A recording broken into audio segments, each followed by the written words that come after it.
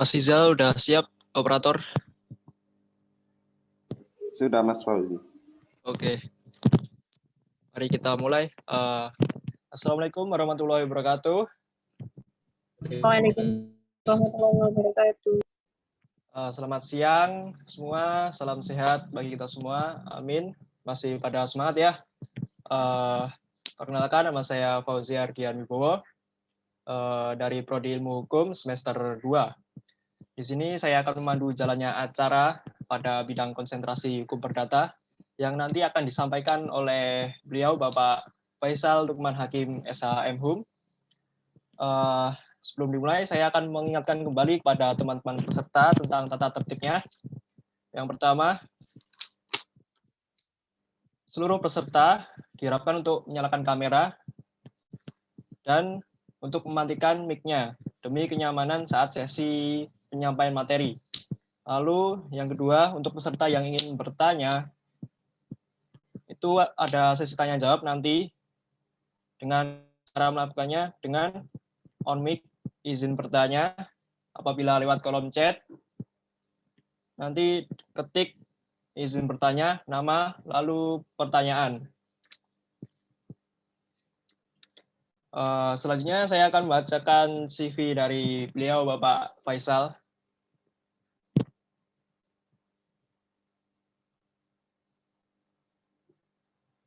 Nah, ini beliau adalah Pak Faisal Lukman Hakim, dosen UIN Sunan Kalijaga, Yogyakarta.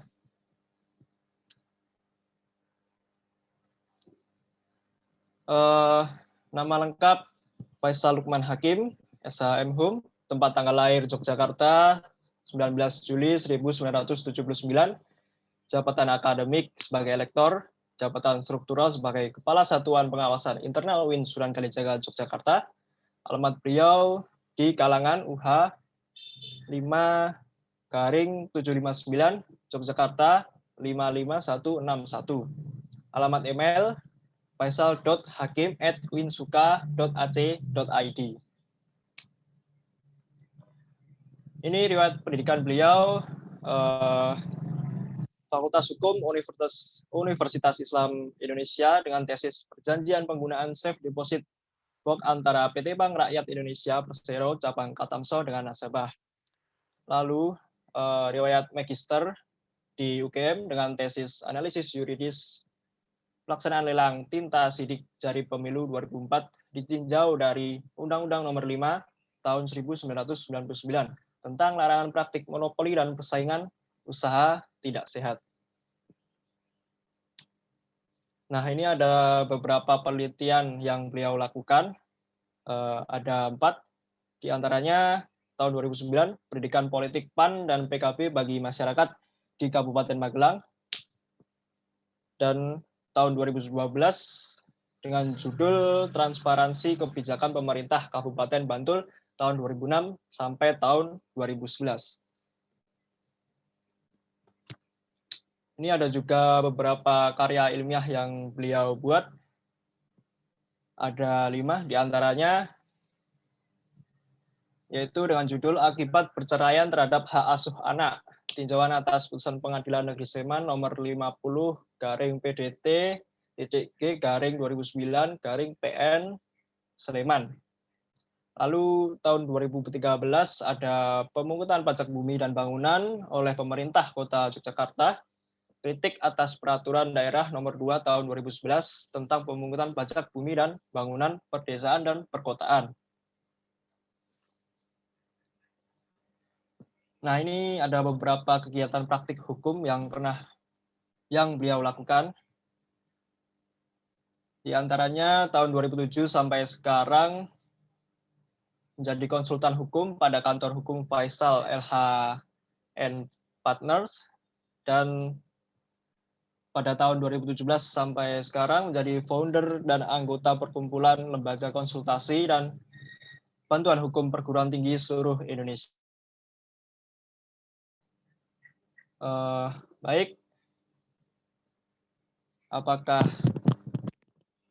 sudah terhubung dengan Pak Faisal? Assalamualaikum Pak Faisal. Ya, waalaikumsalam warahmatullahi wabarakatuh. Ya, Monggo Pak, persilahkan untuk menyampaikannya. Ya baik, terima kasih. Assalamualaikum warahmatullahi wabarakatuh. Waalaikumsalam. Waalaikumsalam warahmatullahi wabarakatuh. Selamat pagi semuanya. Selamat siang ya. Selamat siang semua. Bertemu lagi dengan saya. Ya.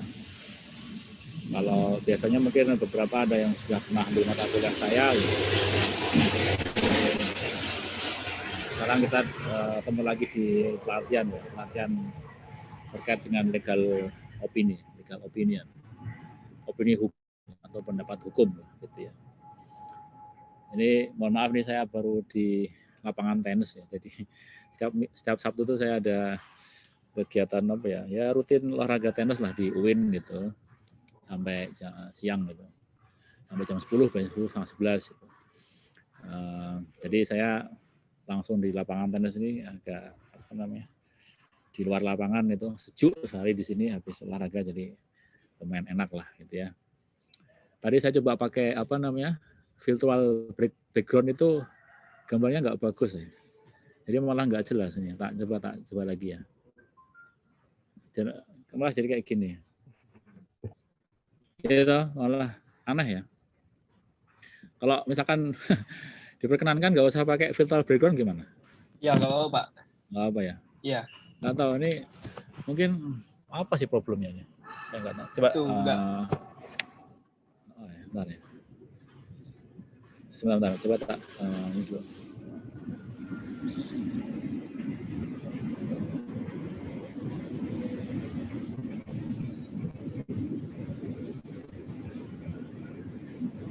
Mungkin karena apa backgroundnya nggak ini ya. Oh, lumayan. Tapi nggak apa kayak gini. Yang harusnya kan ya, harusnya latarnya ini ya rata ya harusnya ya. Kalau di dalam panas ya. Jadi ya nggak apalah begini. Jadi di bawah pohon tapi pohonnya merah. Ya, oke lah. Ya, ini semester berapa ya pesertanya? Semester 2? Semester 2, semester 4? Semester 2, semester 4 gitu, Pak. Semester 2, semester 4 ya. Oke, berapa orang nih pesertanya nih? 40-an. 40-an ya. Baik. Semua, tapi ini enggak cuma ilmu hukum ya, jadi ada dari prodi yang lain ya? Iya, Pak. Ya. Ya. Baik, terkait dengan apa namanya, saya mau coba sampaikan materi. Saya udah bisa, saya boleh share screen ya? Monggo. Ya. Saya mau singkat aja sih. Slide saya nggak banyak ya. Karena kan waktunya kalau nggak salah kalau di dalam suratnya itu mulai jam 11 sampai 12.15. Ini sekarang jam 11.34. Mau sampai jam berapa ini kira-kira? 1 jam setengah atau berapa lama? Berapa moderator? Sesuai jadwal aja Pak, 12.15. Oke. 12.15, baik. Ya.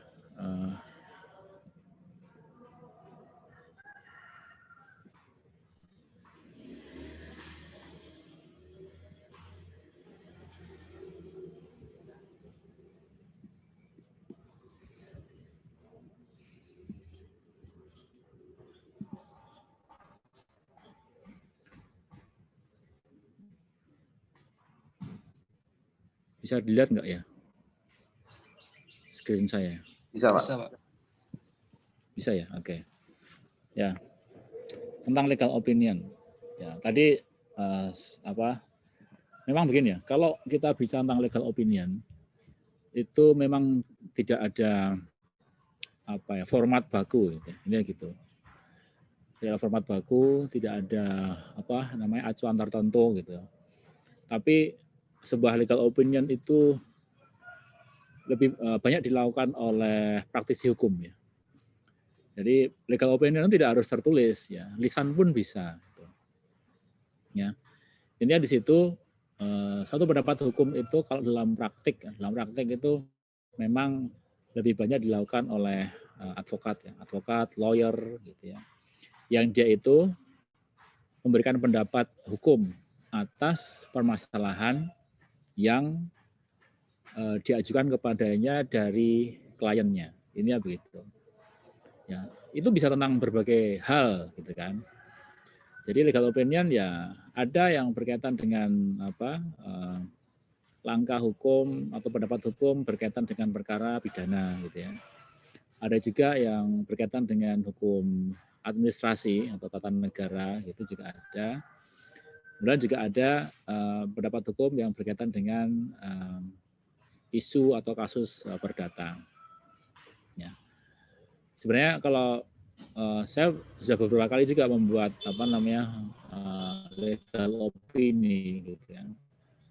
Ada juga klien saya yang berkaitan dengan perusahaan. Ya. Tapi itu sangat rumit, sangat rumit. Saya kira kalau saya sampaikan di sini nanti khawatirnya malah membingungkan karena dasar hukumnya banyak sekali. Ya. Tapi itu bisa campur-campur ya dasar hukumnya. Dia tidak fokus kepada satu bidang. Karena perusahaan di situ ada ya kita mengacu kepada undang-undang, ada juga peraturan pemerintah gitu. Juga ada berkaitan dengan perjanjian di antara mereka para pihak itu, macam-macam itu. Jadi sumber hukumnya banyak sekali. Tapi di sini kan kita di klaster-klasterkan ya dalam kelompok-kelompok tertentu. Jadi saya ya paling hanya mencoba menyampaikan dari bentuk yang paling sederhana saja. Ya, paling sederhana saja, tapi intinya Anda bisa memahami itu gitu ya. Karena nanti kalaupun nanti Anda jadi praktisi hukum ya, itu akan tertempa dengan sendirinya gitu. Ya, seorang dikatakan sebagai ahli pakar itu kan sebetulnya karena dia melakukan itu berulang-ulang ya. Berulang-ulang, konsisten, mau belajar, itu jadi pakar gitu. Jadi kalau sekarang mungkin belum bisa membayangkan, belum bisa membuat satu legal opini yang baik, ya itu wajar karena masih dalam proses belajar. Saya pun juga masih dalam proses belajar juga ya. Ketika membuat legal opini yang pertama ya, kemudian nanti membuat lagi yang kedua, ketiga dan seterusnya itu nanti melihat yang pertama itu jadi kok dulu cuman kayak gini ya gitu. Jadi itu memang harus dilakukan berkali-kali ya. Jadi proses belajar itu melalui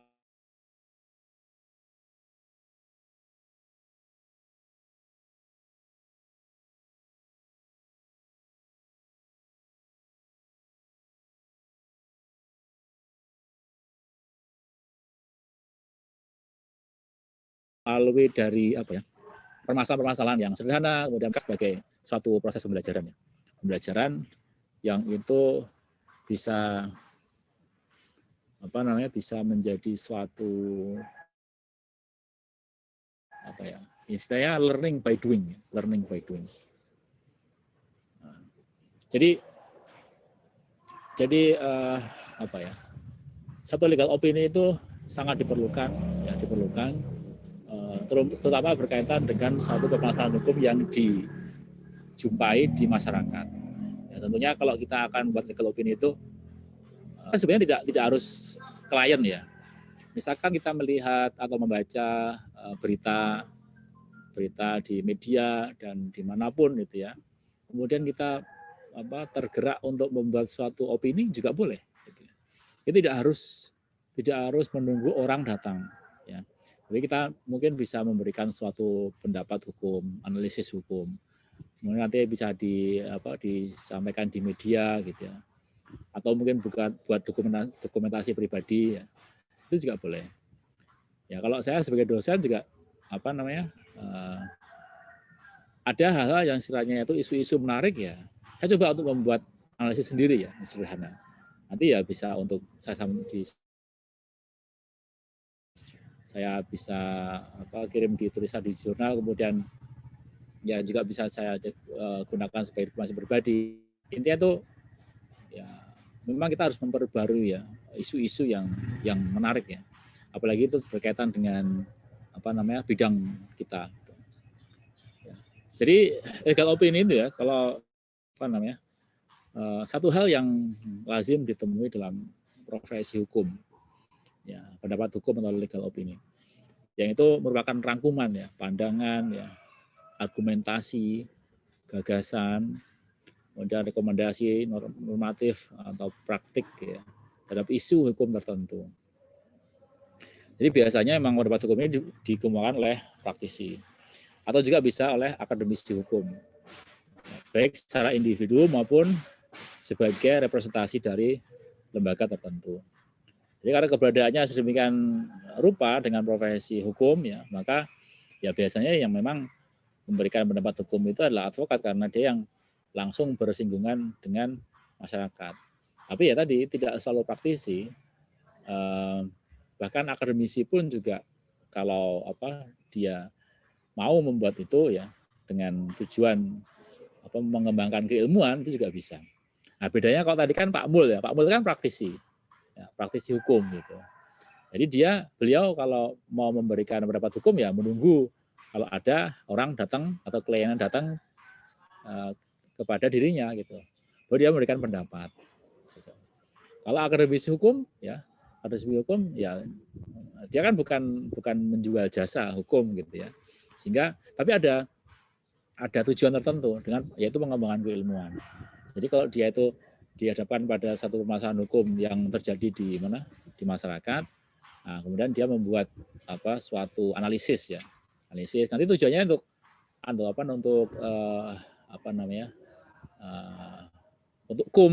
kemudian nanti bisa naik pangkat ya, nanti bisa jadi guru besar ya dan seterusnya sesuai dengan apa yang menjadi core dosen itu bedanya. Jadi kalau dosen tadi tujuannya adalah untuk karir ya, untuk karir dosen, nanti juga jadi pakar juga ya, jadi pakar hukum juga dalam bidang akademik, nanti dia bisa terbitkan buku, bisa terbitkan jurnal-jurnal, itu juga sangat berguna karena ya orang itu kan, seorang dosen itu dikenal oleh masyarakat luas karena tulisannya sebetulnya. Jadi kalau misalnya banyak, bagus-bagus, bukunya banyak, itu dikenal oleh masyarakat. Nanti kemudian jadi bisa digunakan keahliannya itu di satu perusahaan ya, di satu instansi sebagai tim ahli, sebagai pakar dan lain-lain. Beberapa kali saya juga pernah bergabung dengan beberapa perusahaan di Jogja ya. Ada dulu perusahaan PT Sinarmas Multi Finance juga pernah pakai jasa saya itu selama beberapa tahun.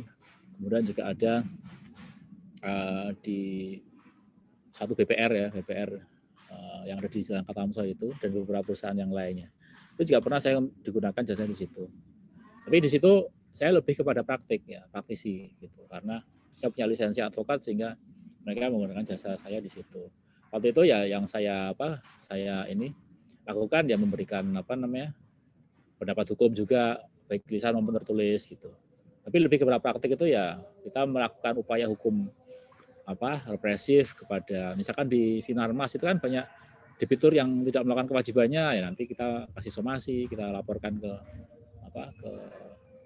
kepolisian penyidik ya jika itu ada unsur pidananya dan lain-lain. Jadi memang legal opinion ini adalah satu hal yang sebenarnya luas cakupannya, bisa dilakukan oleh siapapun di situ, bisa dilakukan oleh, tapi siapapun itu artinya ya sebetulnya kalau orang awam pun bisa membuat ini ya. Tapi kan kadang-kadang kalau orang awam itu bukan sarjana hukum nggak dipercaya. Meskipun sebetulnya analisisnya itu bagus tapi kurang benar gitu. Jadi bagaimana dia meramu suatu dasar hukum. Karena begini, saya pernah dulu ada klien itu yang dia tuh seorang insinyur tapi dia tuh kalau belajar memang semangat sekali. Belajarnya dari internet.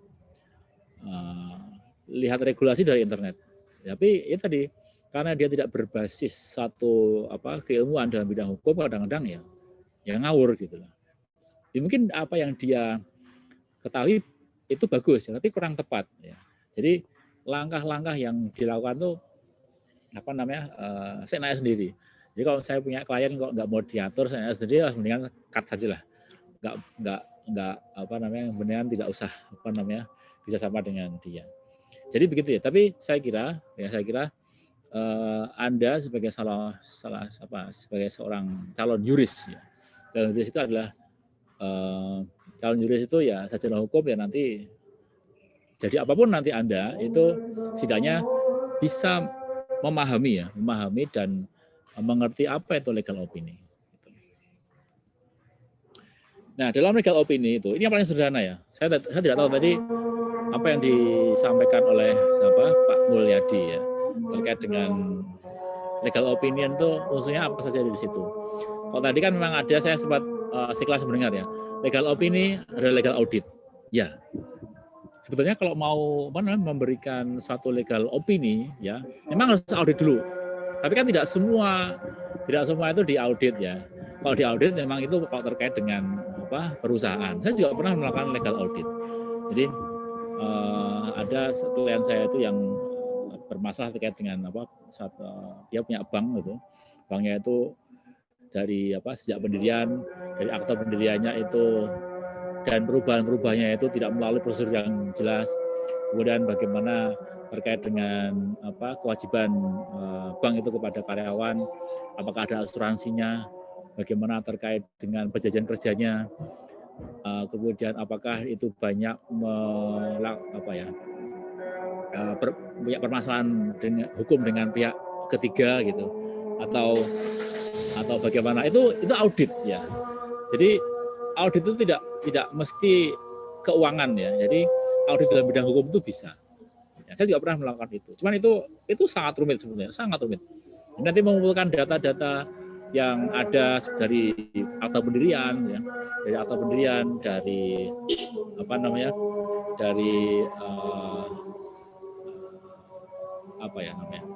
perjanjian ataupun yang dimiliki oleh perusahaan tersebut. Kemudian sampai dengan kalau dia mempunyai kewajiban mengasuransikan karyawannya kepada pihak yang lain, atau ada asuransi yang itu diasuransikan terkait dengan gedung ya, bangunannya ya, sampai dengan perubahan-perubahan dalam setiap rapat, perubahan dalam pemegang saham, kemudian apakah ada minuta terkait dengan perubahan-perubahan yang di situ, sampai dengan apakah dia itu sedang banyak apa tidak berhadapan dengan orang atau pihak yang lain berkaitan dengan permasalahan hukum. Itu semua ditelaah semua itu. Dokumennya memang panjang sekali. Ya, memang ada hubungannya. Jadi sebelum kita tuh membuat legal opini, memang harusnya legal audit, tapi tertentu ya. Tapi saya kira tidak harus begitu semuanya. Itu sangat rumit. Nanti kalau misalkan Anda sebagai praktisi hukum akan sampai ke sana. Cuman yang harus saya sampaikan ini ya paling sederhana lah. Nanti kasus yang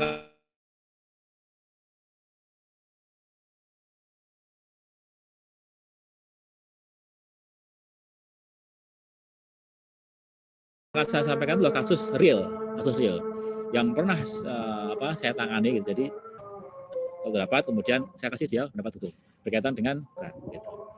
Kalau tidak salah ya, kemarin dari panitia itu, jadi di sini kan akan saya sampaikan terkait dengan hal-hal mendasar ya, apa saja yang bisa disampaikan atau dimuat dalam sebuah legal opini kan gitu. Nanti saya sampaikan kasusnya, mungkin panitia sudah mempunyai kasus yang saya sampaikan. Nah, nanti Anda membuat legal opini itu. Legal opini itu tidak perlu tebal-tebal ya. Yang paling sederhana paling ya hanya sekitar 3-5 halaman saja. Kebetulan saya di SPI, di Satuan Pengawasan Internal UIN, beberapa kali juga diminta legal opini juga terkait dengan misalkan ada dosen yang menjabat sebagai pejabat negara gitu. Itu nanti dikaji bagaimana aturannya, terutama berkaitan dengan hak-haknya gitu. Apakah haknya itu di UIN masih dibayarkan atau bagaimana gitu. Kemudian terkait dengan kewajibannya, apakah masih berkewajiban mengajar dan seterusnya. Itu saya beberapa kali melakukan itu. Dan juga ya misalkan membuat suatu kebijakan, misalnya kan kalau sekarang setiap kementerian itu kan narasumber dibayarkan gitu. Nah, bisa dibayarkan kalau apa syaratnya? Nanti kita kaji di situ. Jadi sebetulnya tapi itu sebetulnya lebih kepada aspek hukum administrasi ya. apa namanya, dasar hukumnya seperti apa dan seterusnya. Dalam apa namanya, dalam perdata ini ya, nanti saya hanya menyampaikan perkara yang cukup sederhana saja, yang sekiranya itu bisa memberikan ada gambaran lah. Nanti pengembangan apa silahkan nanti dikembangkan sendiri gitu.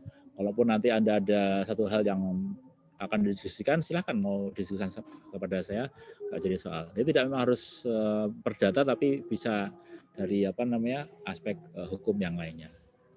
Nah, legal opinion itu ya pertama ya itu ada duduk perkara, ya duduk perkara. Jadi permasalahannya seperti apa? Permasalahan itu tidak perlu panjang-panjang sebetulnya. Ya, permasalahan itu pokoknya saja. Ya.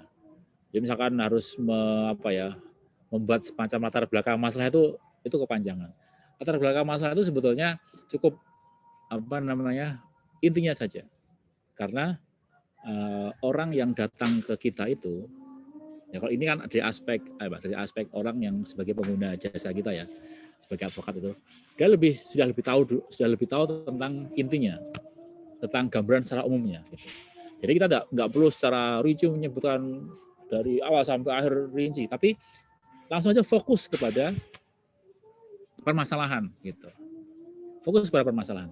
Kalaupun nanti saya sampaikan dengan apa namanya suatu kasus ya, yang sudah sampaikan ke panitia, itu sebetulnya tidak perlu Anda sampaikan semuanya legal opinion. Tapi apa sih yang menjadi fokus kajian di situ? Ini di situ. Nah, kemudian nanti apa namanya? Karena ini aspek dalam apa keperdataan ya. Cuman saya tidak membatasi dalam aspek perdata ya, karena saya kira banyak sumber-sumber hukum yang lainnya atau pakai asas gitu tuh boleh. Jadi sekarang ini kan kalau kita bicara tentang hukum kan kita tuh memang bisa membedakan, tapi kita tidak bisa memisahkan gitu. Jadi kalau misalnya kita bicara tentang perdata, bisa perdata tok aja tuh susah. Pasti ada aspek yang lainnya, ya. Ada aspek administrasi, ada aspek pidananya gitu ya. Misalkan kita bicara tentang haki misalkan, hak kekayaan intelektual. Di Undang-Undang haki itu juga ada peluang untuk melakukan upaya hukum pidana, melaporkan dengan delik aduan. Padahal hubungan hukum asalnya adalah private. Hubungan hukum asalnya adalah hubungan hukum yang keperdataan gitu. Tapi kita nggak bisa memisahkan itu. Ya, membedakan bisa, bedanya ini. Tapi kadang-kadang apa yang bisa kita lakukan dalam analisis itu bisa komprehensif gitu. Ya. Yang berikutnya ya, unsur dalam legal opinion itu adalah adanya dasar hukum. Ya, dasar hukum yang dapat diidentifikasi dan relevan. Gitu. Ya. Jadi sebetulnya kalau ya, jadi begini ya, seorang praktisi hukum itu jangan hanya terfokus pada satu kajian tertentu. Ya. Jadi kan kalau orang itu mau bikin legal opini, syaratnya satu, dia harus rajin baca. Gitu. Harus rajin baca, harus rajin harus sering-sering baca lah. Tidak hanya baca buku, ya, tapi juga baca peraturan, undang-undang dan lain-lain. Tapi tadi tolong jangan dibatasi dalam satu bidang kajian tertentu. Gitu. Nah nanti di sini kasus saya itu nanti saya tidak akan membatasi dalam suatu bidang kajian perdata aja. Memang itu hubungannya adalah keperdataan. Tapi itu ada pelanggaran-pelanggaran yang lainnya yang itu ada aspek yang bukan dalam bidang perdata gitu. Itu akan saya kasih petunjuk lah. Jadi nanti kajian tidak harus mengacu kepada KUH perdata aja atau BW saja. Tapi intinya relevan. Karena kan nanti sumber hukum itu ya bisa dari jurisprudensi bisa dari perundang-undangan bisa, doktrin juga bisa, terserah gitu. Bahkan sekarang itu yang namanya kode etik itu pun juga bisa dijadikan sebagai sumber hukum juga. Gitu. Ya, jadi jangan dibatasi dalam aspek tertentu. Ya. Kemudian yang ketiga, konstruksi dari legal opinion itu pertama ada dua perkara. Dua perkara itu ya nggak usah panjang-panjang lah, paling satu paragraf sekitar ya 4, 5, 6 baris itu cukup lah. Gitu. Intinya adalah fokus kepada apa yang akan dikaji di situ. Ya. Lalu sampaikan dasar hukumnya apa undang-undangnya, peraturan apa dan seterusnya. Lalu kemudian masuk kepada intinya tadi pendapat hukumnya seperti apa. Ya, pendapat hukumnya ya kalau undang-undang ini nggak mungkin semua dipakai kan. Pasti ada pasal tertentu yang digunakan. Nah, pasal apa di situ? Bunyinya apa? Kemudian nanti bagaimana analisisnya gitu ya. Satu-satu itu dijabarkan. Nah, disitulah inti dari sebetulnya analisis itu, opini itu. Ya, ya memang ini kan kajian hukum ya. Kajian hukum itu kan harus ada dasarnya. Makanya saya selalu pesan kepada mahasiswa itu, kalau kamu itu melakukan skripsi penelitian itu harus jelas ya, harus jelas. Begini. Memang hukum itu kan merupakan bagian dari ilmu sosial. Ya. Tapi harus bedakan ilmu sosial yang umum sama ilmu hukum itu. Karena dalam ilmu hukum itu analisisnya yuridis. Ya, jadi kalau misalkan Anda itu mau skripsi harus berdasar kepada landasan yuridis, gitu. Ya, itulah yang membedakan penelitian hukum dan penelitian sosial bidang lainnya. Karena Anda mengamati fenomena gejala apa alasan-alasan, itu alasan itu bukan yuridis, itu sosiologis. Ya, mengapa? Tapi mengapanya itu kalau misalkan landasan yuridis, ya itulah analisis terkait dengan hukum. Ya, itu banyak mahasiswa yang kadang-kadang terjebak kepada hanya fenomena saja, tapi tidak melihat terkait dengan apa sih regulasi yang bisa dilakukan sebagai analisis. Jadi kan antara das Solon dan das Sain itu ada gap gitu, ada gap. Aturan hukumnya seperti ini, dalam praktiknya seperti ini. Gitu. Jadi itulah yang menarik ya dalam satu kajian hukum itu. Nah, demikian pula dengan di sini kan fenomena juga. Sebetulnya pendapat hukum legal opinion itu kalau misalkan nanti kajian diperpanjang itu sebenarnya juga bisa jadi skripsi juga. Ini kan legal opinion kan singkat ya kajian. Tapi kalau mau dipanjangkan kajiannya dengan merujuk dari berbagai macam aturan undang-undang itu juga sebenarnya bisa jadi penelitian juga sebetulnya. Ya jadi penelitian itu kan adalah sebenarnya pendapat hukum yang dipanjangkan sebetulnya. Itu aja intinya. Ya. Kemudian yang terakhir itu kesimpulan, kesimpulan, saran atau rekomendasi. Ini terserah lah. Kesimpulannya mau singkat, mau tapi semuanya itu pasti bersumber pada suatu permasalahan tertentu. Ya. Memang di sini saya tidak sampaikan terkait dengan bagaimana permasalahannya, tapi sebenarnya ada ya. Mungkin bisa ditambahkan gini, tentang duduk perkara, kemudian permasalahannya apa, ya, baru kemudian ke dasar hukumnya bagaimana, pendapat hukumnya dan kesimpulan seperti apa. Coba akan saya sampaikan terkait dengan contoh yang pernah saya legal opinion, tapi bukan perdata ya. Contoh aja. Artinya nanti kalau misalkan kasus yang saya sampaikan itu bisa jadi acuan ya.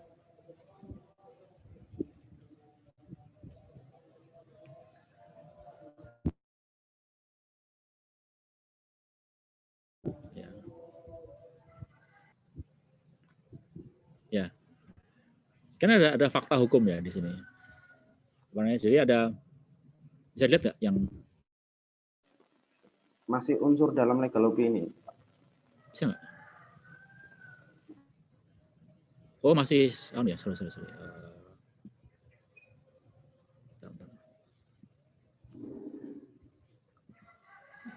Sekarang udah? Sudah, Pak. Oke, ini. Jadi ini sebenarnya ada ini sebetulnya ya bukan rahasia lah ini. Jadi ini sebetulnya hal yang penting ya, terkait dengan. Jadi kan ada dosen yang dia itu menjabat sebagai seorang komisioner di lembaga non struktural di Komnas Perempuan gitu ya. Nah, waktu itu ini satu hal yang menarik untuk dikaji karena ini berkaitan dengan hak ya. Bagaimana hak beliau itu di UIN gitu. Karena dia juga mendapatkan hak di Komnas Perempuan gitu. Jadi, di negara kan nggak boleh ada double payment, double account nggak boleh gitu. Makanya waktu itu bagian keuangan meminta pendapat dari SPI itu bagaimana mensikapi ini. Apakah dosen tersebut harus diberhentikan sementara dari jabatannya di UIN gitu ya. Kemudian tidak diberikan kewajiban mengajar dan tridharma gitu ya. Dengan harapan nanti nggak jadi temuan. Soalnya kalau misalkan nanti diberikan jam mengajar dan lain-lain jadi temuan. Dan betul kemarin ketika BPK datang jadi temuan gitu. Ya, jadi temuan. Ini contoh saja. Jadi kan di sini ada fakta hukum terkait dengan ada dosen yang mengajar. Jadi kan ya fakta hukum nggak perlu panjang-panjang ya. Segini aja 1, 2, 3, 4, 5, 6. Ini aja. Intinya aja di situ fakta hukum itu. Ya. Kemudian ada isu hukumnya, pertanyaannya tentang bagaimana status guru besar tersebut di UIN gitu. Kemudian apakah ya beliau masih diberikan kewajiban melakukan tridharma di perguruan tinggi, gitu. Nah, ini dasar hukum yang saya kutip ya di sini. Dasar hukumnya ada Undang-Undang Nomor 5 Tahun 2014 tentang ASN, ada Undang-Undang Nomor 36 Tahun 2008 tentang pajak penghasilan, ada PP Nomor 11 Tahun 2017, ada Perpres Nomor 65 Tahun 2005. Ada peraturan presiden juga nomor 17 tentang honorario bagi anggota dan seterusnya. Nah, kemudian juga ada bahan hukum yang lainnya. Bahan hukum yang lainnya itu misalkan dimungkinkan gitu ya. Ada misalkan ada ya suatu keputusan dari sidang komisi, ada undangan terbuka dan lain-lain. Itu boleh dimasukkan di situ. Artinya itu di situ memang memberikan suatu analisis yang komprehensif gitu. Jadi jangan dibatasi dalam suatu yang tertentu gitu. Di sini kita lihat ya, ini memang administrasi ya, tapi kalau kemudian apa hubungannya dengan pajak penghasilan di sini gitu ya. Ini artinya kalau kita itu tidak mengetahui tentang adanya isi dari undang-undang itu, ini pasti akan skip. Padahal ini penting. Karena untuk menerjemahkan tentang penghasilan itu seperti apa. Karena di dalam undang-undang itu yang lain-lainnya kecuali pajak penghasilan tidak ada definisi terkait dengan suatu definisi penghasilan. Ya penghasilannya enggak jelas. Oleh karena itu kan ini terkait dengan efek ya. Efek yang harus ditanggung oleh dosen tersebut, apakah beliau itu tetap akan mendapatkan penghasilan dari UIN atau tidak. Ini gitu. Ya, cukup di sini. Jadi di sini ada contoh ya, berdasarkan pasal sekian huruf ini Undang-Undang Nomor 5 Tahun 2011 tentang apa? Misalnya dianalisis itu. Di situ berisi mengatur tentang PNS diberhentikan sementara apabila diangkat menjadi komisioner atau anggota lembaga non struktural. Di situ. Nah, berdasarkan hal tersebut, maka ya dosen tersebut ya yang menjabat sebagai anggota diberhentikan sementara. Nah, kemudian yang kedua, pasal apa yang digunakan di situ tentang peraturan PPRI mengatakan pemberhentian sementara sebagai yang dimaksud dalam pasal 276 huruf A dan B berlaku sejak yang bersangkutan dilantik dan berakhir pada selesainya masa tugas sebagai pejabat negara, komisioner atau anggota lembaga non struktural. Nah, itu kemudian dianalisis. Sekarang kalau misalkan Komnas Perempuan itu masuk nggak di sebagai lembaga, nanti harus dilacak itu dasarnya apa dan seterusnya. Mungkin nanti di website ada dan seterusnya. Jadi harus jelas ya. Dan yang ketiga, PNS yang diberhentikan sementara ya tidak diberikan penghasilan sebagai PNS. Pertanyaannya, apa sih penghasilan itu? Nah, di Undang-Undang ASN nggak ada penghasilan itu. Ya, nggak ada penghasilan itu. Terus di mana mencari definisi penghasilan di situ? Ya. Terus mencari buku sembarang buku nanti dulu. Ya, inilah pentingnya kita tuh belajar pengantar ilmu hukum ya. Dulu pengantar ilmu hukum itu kan dulu ada metode interpretasi ya, masih ingat ya? Ada metode interpretasi macam-macam kan gitu. Nah, ketika kita tuh menginterpretasi apa ya,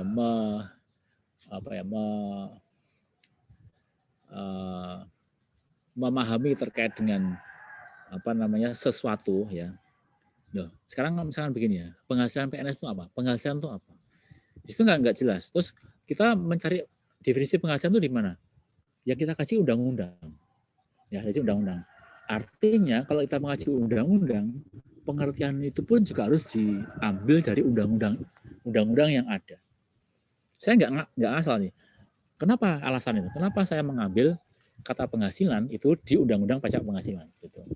Kok nggak nyambung Pak gitu. Kan pakai ASN tapi ini. Loh, sekarang nanti dulu kita harus melihat dari sini. Kan soalnya gini ya. Ketika kita melihat undang-undang ya, kan sering tuh kita apa sih maksud undang-undang ini? Apa sih maksud pasal ini? Terus kita carikan di bagian penjelasan. Nah, setelah dibaca di penjelasan, apa penjelasannya? Cukup jelas gitu. Padahal nggak jelas loh. Itu kan sering banget itu, kayak gitu. Ya itu sebenarnya apa cukup jelas, tapi padahal nggak jelas. Mas kita masih bingung maksudnya apa di sini. Nah itulah kemudian gunanya kita tuh menggunakan metode interpretasi.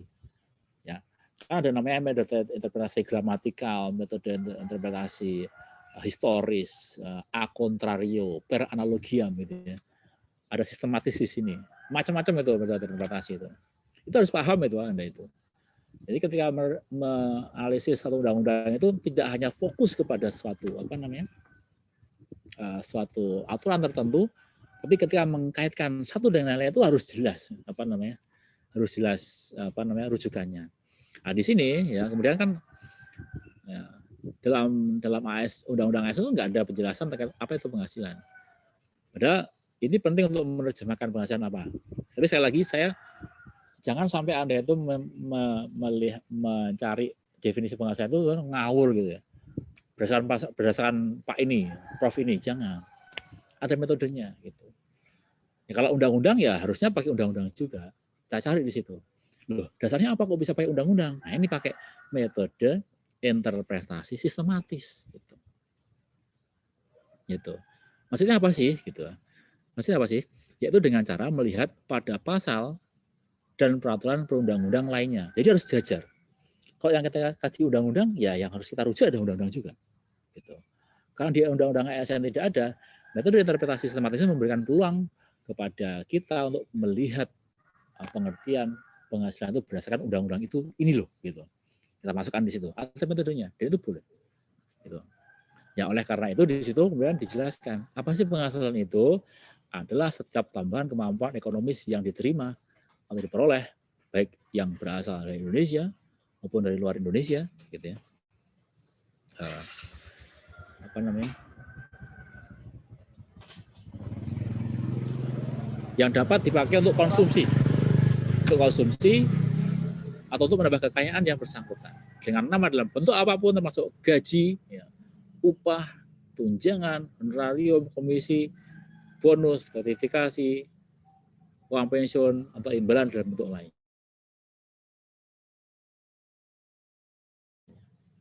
Jelas itu.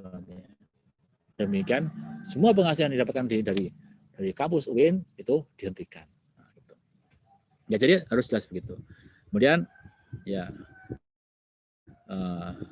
selanjutnya ada terkait dengan apa bagaimana peraturan yang terkait dengan yang lainnya ya tentang bagaimana honorarium di situ. Gitu. Kemudian ada apa aturan-aturan yang lainnya terkait dengan dia melepaskan jabatan dan lainnya. Kemudian di kesimpulannya kan ini harus inline dengan apa namanya dengan pertanyaan ya isu hukumnya. Gitu. Isu hukumnya apa di situ? Dijawab di sini. Anda boleh menjawab singkat ya, boleh menjawab seperti ini, terserah. Ya, tapi itu kemantapan aja. Kalau saya mantapnya ya kesimpulan itu harus ada dasarnya tadi yang disimpulkan dari apa yang sampaikan tadi dalam opini tadi, kemudian dimasukkan dalam kesimpulan di sini. Itu gambarannya ya kalau terkait dengan legal opini gitu ya. Ini terkait dengan itu. Nah, kemudian kita balik ke apa tadi? Ke ini. Nah, jadi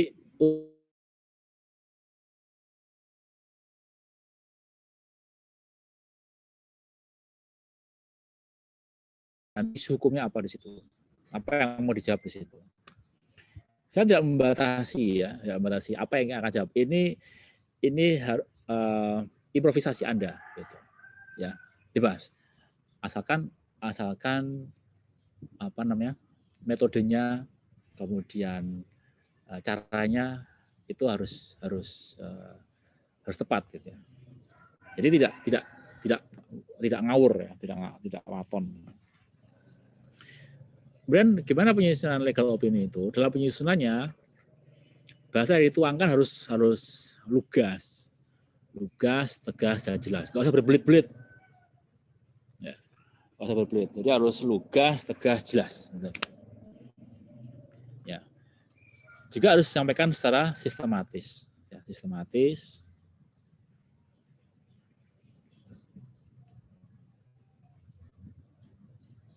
Ya, sistematis dengan tata bahasa yang benar.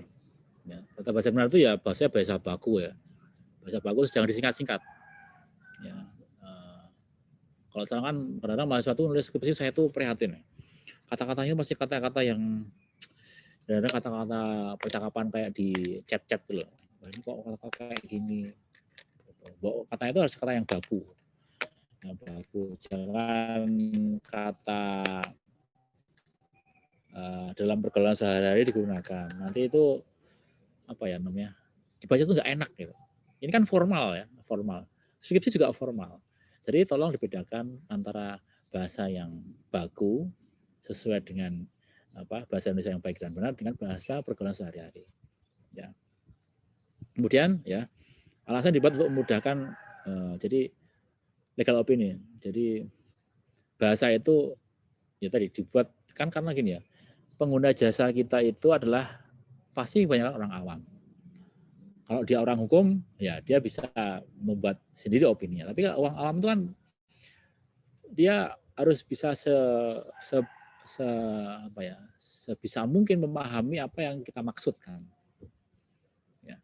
Jadi kalau kita itu membuat suatu tulisan itu ya, bayangkan orang lain itu masyarakat lain awam itu tahu apa yang kita maksudkan.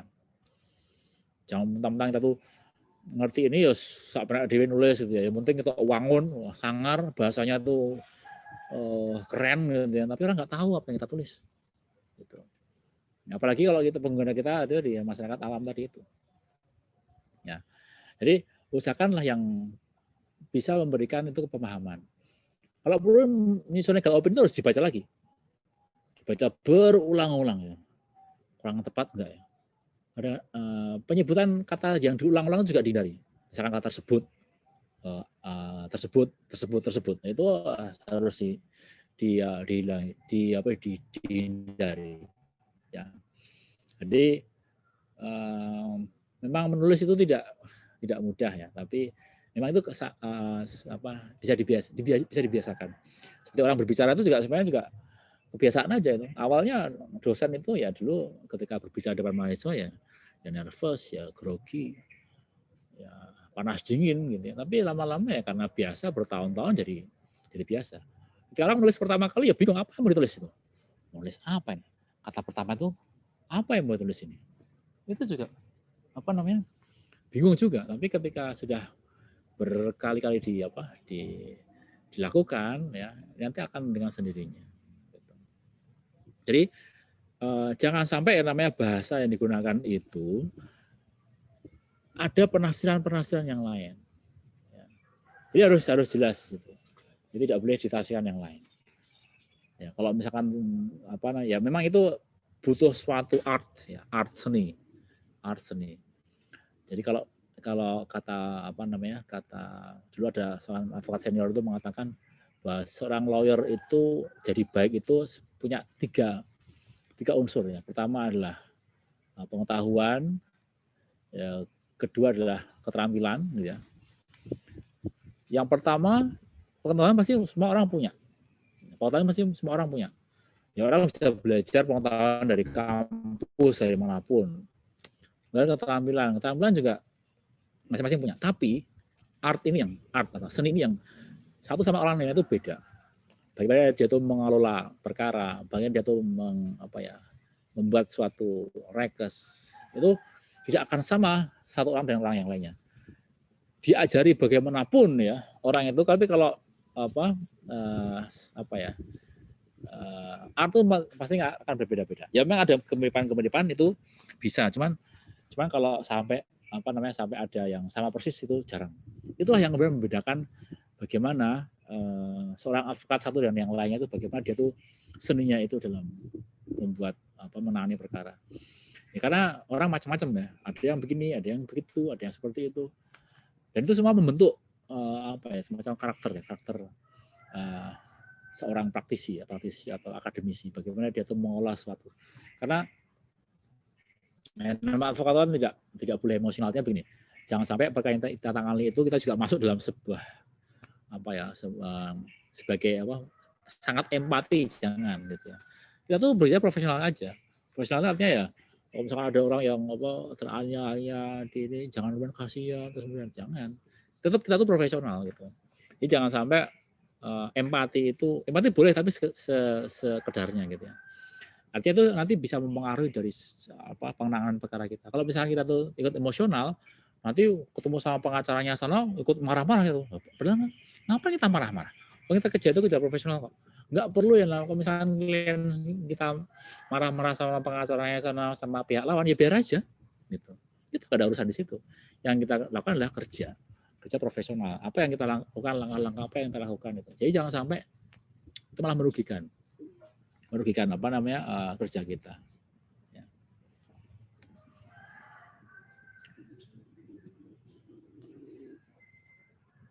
Ya. Ini kasus yang saya sampaikan, mungkin panitia sudah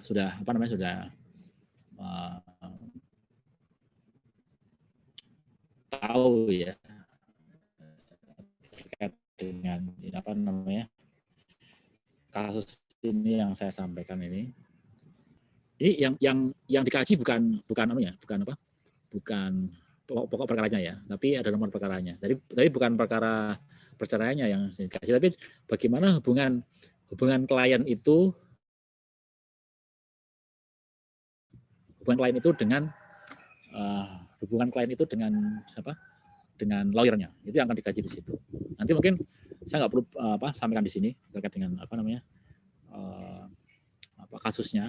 Nanti mungkin panitia yang akan share ke Anda ya.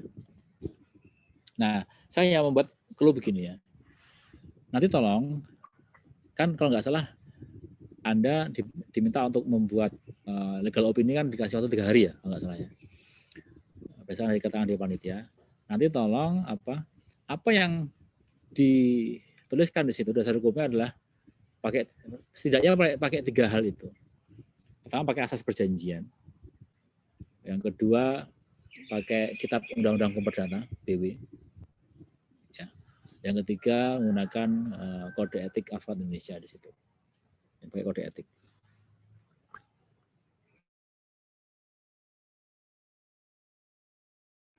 Ya.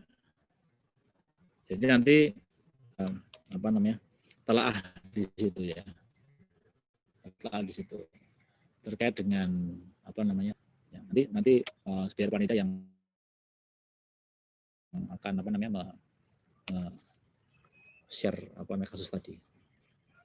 Ya.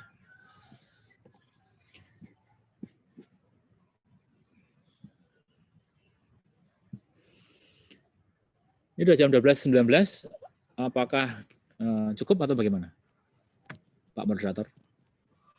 Iya, Pak. Terima kasih atas penjelasannya. Saya akan menyampaikan kesimpulan dari penjelasan tadi. Legal opinion itu adalah pendapat hukum yang merupakan pandangan, argumentasi, gagasan, dan rekomendasi atas masalah yang diajukan oleh klien atau atas isu-isu menarik tentang hukum dan dapat diberikan bisa tertulis atau lisan. Dan legal opinion itu sangat diperlukan terhadap kasus hukum.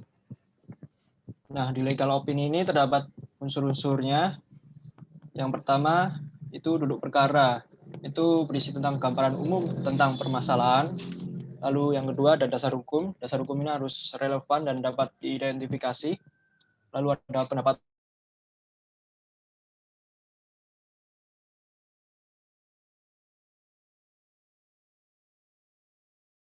rajin-rajinlah untuk membaca. Oke, itu. Selanjutnya kita lanjut ke sesi tanya jawab. Untuk teman-teman peserta yang ingin bertanya, silahkan on mic atau bisa di kolom chat. Halo, izin bertanya. Ya, silahkan. Sebelumnya mohon maaf ya, tidak bisa menghidupkan kamera untuk menjamin kelancaran jaringan. Yang ini saya tanyakan begini kan, legal opinion atau pendapat hukum itu kan bisa dijadikan sebagai sumber hukum material ya di Indonesia. Kemudian yang ingin saya tanyakan, apa sih syarat-syarat pendapat hukum itu bisa dijadikan sumber hukum di Indonesia, ataupun bagaimana dari pendapat hukum itu kemudian bisa dijadikan sebagai sumber hukum. Mungkin itu saja. Terima kasih. Baik, monggo Pak Faisal boleh menjawab. Kalau pendapat hukum, gini, pendapat hukum jadikan sumber hukum material, menurut saya belum bisa. Jadi gini ya, legal opini itu adalah suatu pendapat hukum yang sebetulnya tidak jadi sumber hukum. Gitu. Ya, beda kalau misalkan begini ya, hakim yang memutuskan perkara, gitu ya. Karena misalkan dia menyidangkan suatu perkara tertentu, kemudian memutus perkara tertentu, lalu menjadi jurisprudensi, nah itu baru jadi sumber hukum. Tapi kalau pendapat hukum, legal opini belum bisa jadi sebagai sumber hukum, gitu. Karena legal opini itu adalah sifatnya adalah pilihan, gitu. Orang akan mengikuti legal opini yang disodorkan oleh advokat atau tidak, itu haknya si kliennya, gitu ya. Dan yang namanya legal opini itu jangan dianggap selalu benar, gitu. Karena antara satu dan yang lain itu mungkin bisa berbeda-beda, tergantung tadi berkaitan dengan latar belakangnya, keilmuannya, kemampuannya, gitu. Ya, jadi ketika ada orang yang memberikan pendapat hukum seperti ini, bisa aja, loh, kok dia begini? Harusnya kan begini. Nah, gitu. Nah, dia kemudian membuat opini yang lainnya. Jadi nanti bisa yang namanya sebagai ya saling mengkritisi, saling memberi masukan, itu hal yang biasa. Oleh karena itu kalau di persidangan itu ya, versi pendapat hukumnya dari misalkan penggugat itu bisa jadi berbeda dengan versinya tergugat, gitu. Ya, karena yang diacu oleh penggugatnya ini, tergugatnya yang lainnya. Nah, kuncinya kan di hakimnya. Nah, hakim nanti mau bagaimana? Cenderung ke penggugatkah atau cenderung ke ya? Itu juga bisa.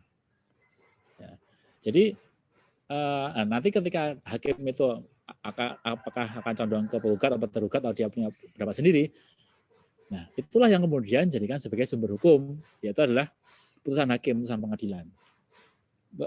Yang apalagi kalau misalkan isunya itu tidak jelas aturan hukumnya, tidak jelas dasar hukumnya, sehingga hakim harus membuat finding, ya, penemuan hukum di situ. Nah, ketika penemuan hukum itu baik dan diacu oleh hakim-hakim dalam perkara setelahnya, jadi sumber hukum. Tapi kalau legal opini hukum, saya kira itu belum bisa dijadikan sebagai sumber hukum, belum bisa.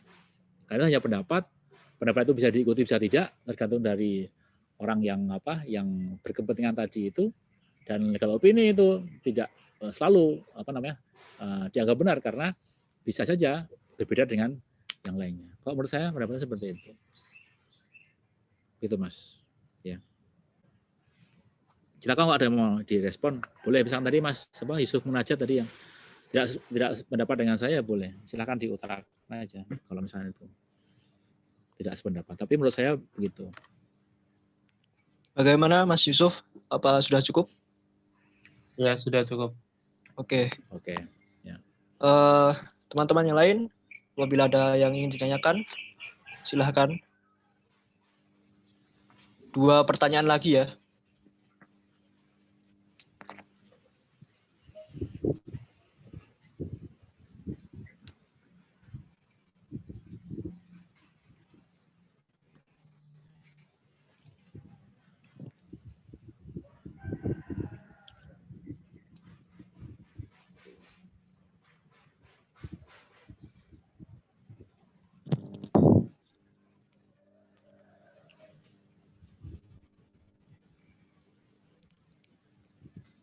Langsung saja yang ingin bertanya, silahkan. Sebelumnya izin moderator buat izin bertanya. Iya, silahkan Mas Lalu. Baik, terima kasih atas waktunya Pak. Saya ingin bertanya Pak mengenai dasar-dasar hukum ketika melakukan legal opinion.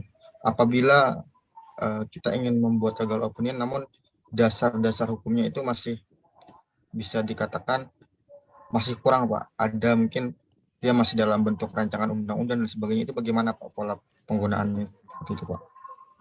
Ya, kalau RUU ya janganlah. Gitu. Kalau RUU jangan, karena RUU itu masih apa namanya, ada kemungkinan berubah. Ya, jadi kalau misalkan mau jadi apa, mencari sumber rujukan, ya rujukan yang undang-undang yang sudah jadi undang-undang. Jadi kalau misalkan apa namanya, rujukan tidak harus undang-undang ya, dasar hukum itu mungkin bisa tadi doktrin juga bisa, itu juga bisa. Nah, kalau tidak ada acuan undang-undangnya ya pakai doktrin, itu boleh. Jadi misalkan tapi harus dipastikan ya, ketika kita itu menggunakan doktrin gitu, pastikan memang tidak ada aturan yang mengatur di situ. Sehingga itu yang kemudian menjadikan pakar itu harus memberikan pendapat. Gitu. Tapi yang namanya pendapat itu kan ya lagi-lagi, ya pendapat itu kan bisa apa namanya, bisa apa ya? Karena berdasarkan dari sebuah apa ya, mungkin penelitian ya, riset ya, yang kemudian dia bisa memberikan suatu pendapat hukum karena tidak ada aturan yang mengaturnya.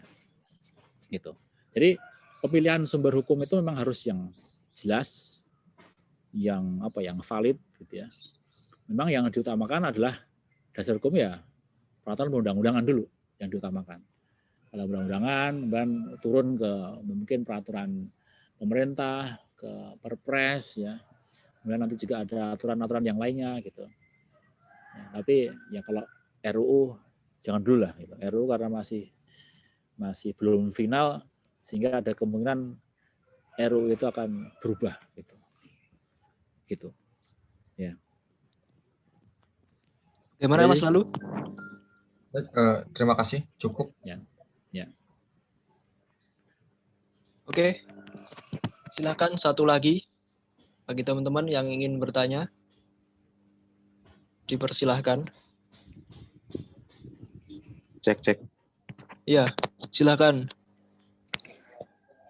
Mas Nurul Fikri Ilham. Sebelumnya saya juga minta maaf nggak bisa menyalakan video karena keterbatasan sinyal. Menarik yang disampaikan oleh Pak Faisal tadi bahwa hukum itu dapat dibedakan, tapi tidak dapat dipisahkan. Nah, di dalam legal opinion itu tadi kan jangan hanya berpatokan dalam satu bidang gitu.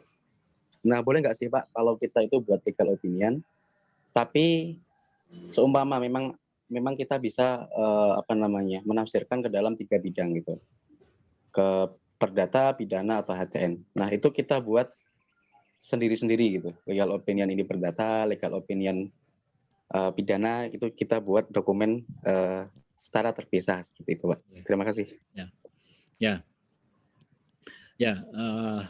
Sebetulnya itu pilihan saja ya, apa namanya. Tapi memang kalau misalkan ada apa namanya, meminta suatu pendapat yang dalam satu perkara kemudian dibedakan, ini ada unsur pidana perdatanya, memang lebih baiknya dipisah ya. Dari aspek perdatanya seperti ini, pidananya seperti ini, aplikasi seperti ini gitu. Itu boleh saja. Kalau saya sih memang kalau misalnya ada hal seperti itu ya akan saya pisahkan. Yang sulit dipisahkan itu kalau terkait dengan administrasi gitu. Administrasi ada perdatanya itu susah itu. Karena biasanya itu terkait ada kaitannya. Biasanya gitu. Tapi kalau misalkan bisa dipisahkan ya bagus. Cuman kalau misalkan antara perdata dan pidana itu jelas satu hal yang berbeda ya. Satunya yang terkait perbuatan, satunya terkait dengan formal, bukti formal ya.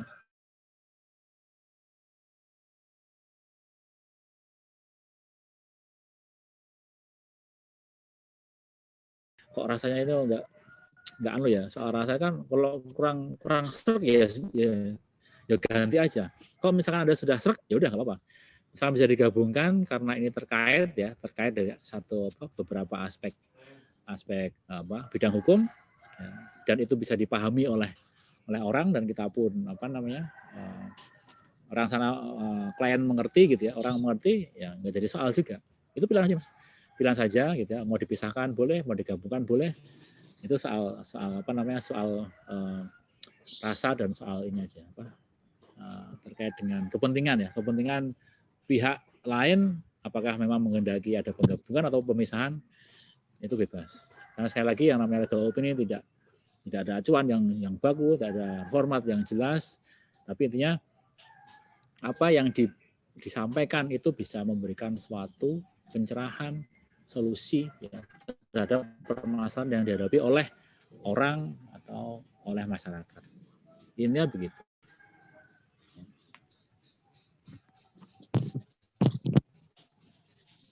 Baik, gimana Mas Nurul Fikri?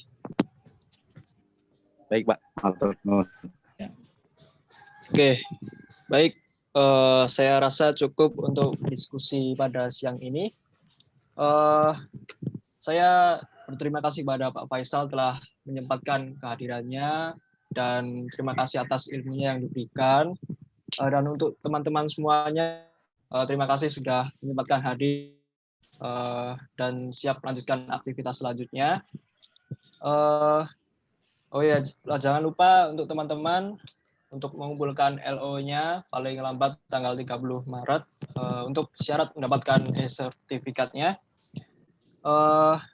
Habis ini teman-teman semua akan menuju ke room utama untuk sesi penutupan.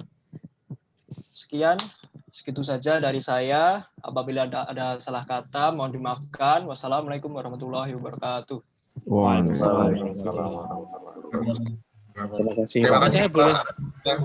sama-sama, terima kasih. Terima kasih Pak. Ya. Ini saya boleh leave room? Boleh ya? Boleh Pak, monggo. Ya. Makasih ya Mas Fauzi dan semuanya, Mas Lalu dan semuanya. Sukses selalu untuk Anda semua. Saya pamit. Amin. Ya. Amin. Terima kasih Pak. Sukses selalu Pak. Assalamualaikum. Waalaikumsalam warahmatullahi wabarakatuh. Waalaikumsalam warahmatullahi wabarakatuh.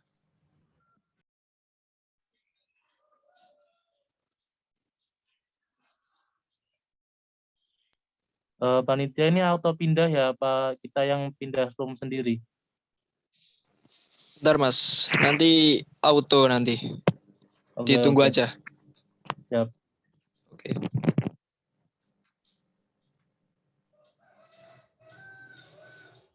Mas, ini presensinya emang baru sekali kan? Ya, presensinya sama. Baru sekali doang kan? Iya. Oke, makasih. Oh, untuk teman-teman yang ingin ke room utama, bisa langsung saja klik leave breakout room untuk menuju room utama sesi penutupan.